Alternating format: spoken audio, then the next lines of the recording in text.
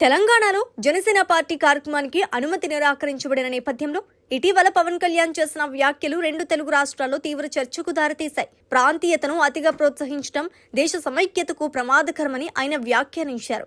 అలాగే తెలంగాణ ఎవరి జాగీరు కాదని కూడా అన్నారు. ఈ వ్యాఖ్యలపై తెలంగాణలోని పలు రాజకీయ పార్టీలు తీవ్రంగా స్పందించాయి. అయితే తాజా స్పందనలో పవన్ కళ్యాణ్ తన వ్యాఖ్యలను మరింత స్పష్టం చేశారు. తెలంగాణ రాష్ట్రం పూర్తిగా అక్కడి భూమిపుత్రులేదేనని, తెలంగాణ ఉద్యమంలో పోరాడిన యువత త్యాగాల ఫలితమే ఆ రాష్ట్రం అని అన్నారు.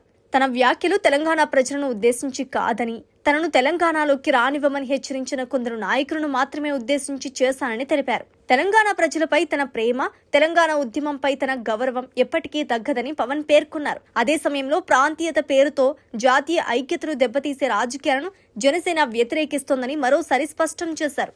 ఇక జనసేన పార్టీ భవిష్యత్తులో తెలంగాణ ఎన్నికల్లో కూడా పోటీ చేసే దిశగా అడుగులు వేస్తోందన్న సంకేతాలు పవన్ వ్యాఖ్యల్లో కనిపిస్తున్నాయని రాజకీయ విశ్లేషకులు అభిప్రాయపడుతున్నారు. ఇప్పటికే తెలంగాణలో పార్టీ విస్తరణపై జనసేన నాయకత్వం దృష్టి పెట్టినట్లు సమాచారం. తెలంగాణపై పవన్ కళ్యాణ్ చేసిన తాజా వ్యాఖ్యలు వివాదాలకు చెక్ పెడతాయా లేక మరోసారి రాజకీయ వేడిని పెంచుతాయా అనేది ఇప్పుడు ఆసక్తికరంగా మారింది.